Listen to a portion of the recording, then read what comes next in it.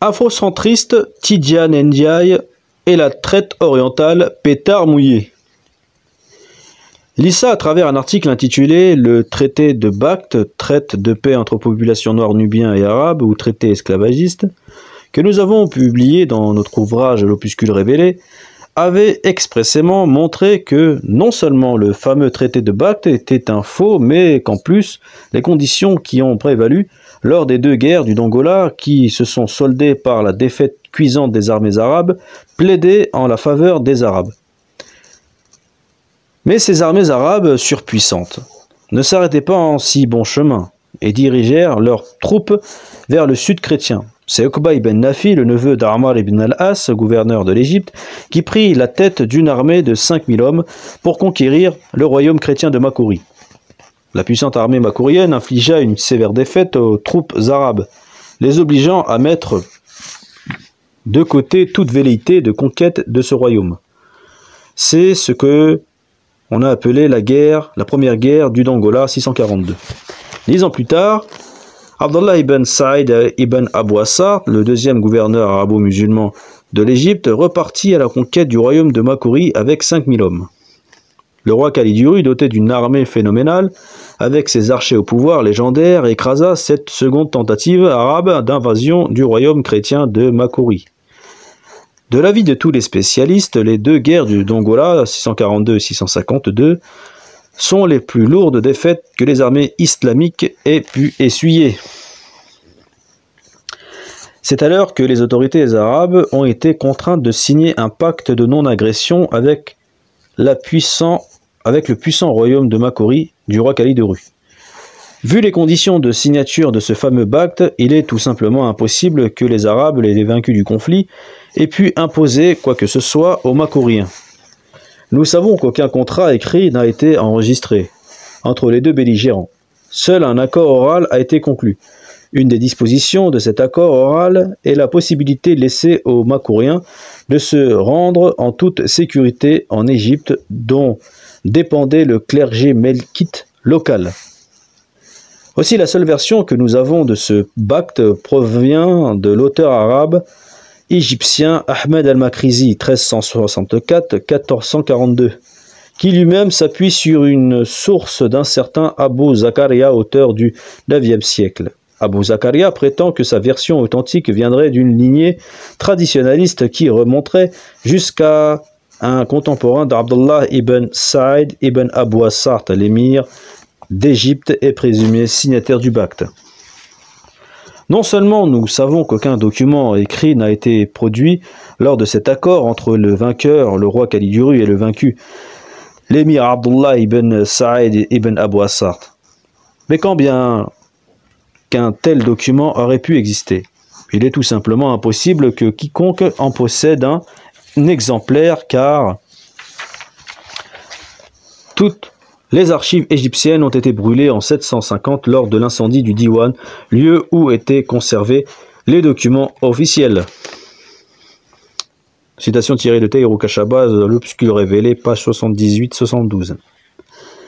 Mais voilà que l'on nous apprend que circule dans les milieux afrocentristes, pour ne pas changer, un obscur document tiré Génocide voilé, qui est en fait un ouvrage écrit par Tidjane Ndiaye, un fonctionnaire de l'État français qui a longtemps été chargé d'études à l'INSI, Institut national de la statistique et des études économiques, et professeur à Sud-Caraïbes.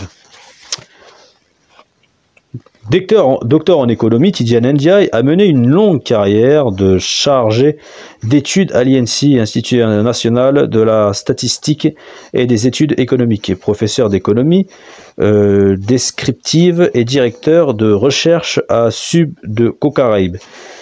Il est l'auteur de nombreuses études économiques et sociales sur les départements français d'Amérique.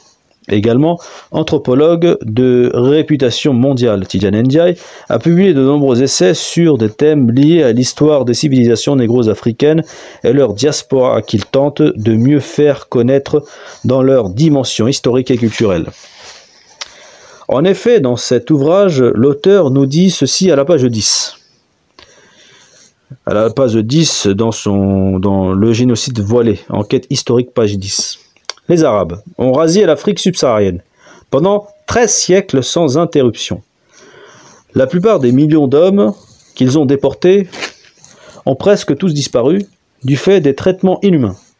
Cette douloureuse page de l'histoire des peuples noirs n'est apparemment pas définitivement refermée. La traite négrière a commencé lorsque l'émir et général arabe Abdallah Ben Saïd a imposé aux Soudanais un pacte accord conclu en 652, les obligeant à livrer annuellement des centaines d'esclaves. La majorité de ces hommes étaient prélevés sur les populations du Darfour, et ce fut le point de départ d'une énorme ponction humaine qui devait s'arrêter officiellement au début du XXe siècle. Fin de citation.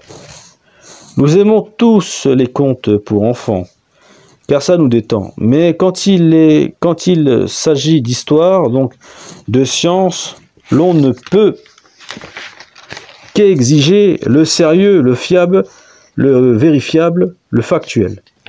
Or, M. Tidiane Ndiaye, fonctionnaire de l'État français, dont le passé esclavagiste n'est plus approuvé, nous dit que l'Afrique subsaharienne aurait subi continuellement des razzias arabes sur une période de 13 siècles et que ces razzias arabes commenceraient avec le fameux traité de Bactre.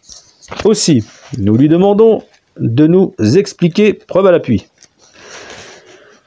Comment des armées arabes vaincues dans les deux guerres d'Angola en 642 et 652, sous les commandements des généraux arabes Ammar ibn al-Has et Abdullah ibn Saïd ibn Abu Assart, ont fait pour imposer leur pouvoir à la puissance victorieuse de Makuri, dirigée par sa majesté le roi Khalid Uru. Comment Tidiane Ndiaye fait pour travailler sur un document qui a disparu dans l'incendie du Diwan de Fostat en 750. Nous lui demandons également de nous indiquer les termes employés pour désigner les esclaves dans ce fameux traité de Bactre. Nous lui demandons de nous fournir la documentation historique qui l'autorise à écrire que la majorité des centaines d'esclaves soudanais qui auraient été livrés chaque année à l'Égypte conquise par les armées arabes proviendraient du Darfour. Surtout que cette région de l'actuel Soudan ne faisait pas partie du royaume de Makuri et que la densité démographique, hier comme aujourd'hui, y est très faible. Il est certain que pour ces quelques questions venant de notre modeste personne, dirigeant d'un pseudo-institut, pour reprendre les propos de l'immense historien Tidiane Ndiaye, trouveront immanquablement des réponses circonstanciées. Car nul ne pourrait croire un seul instant que ce phénix de la science historique aurait pris ses aises avec la méthodologie historique et aurait écrit sans aucune preuve sûre attester son génocide voilé, comme l'exigerait la déontologie scientifique.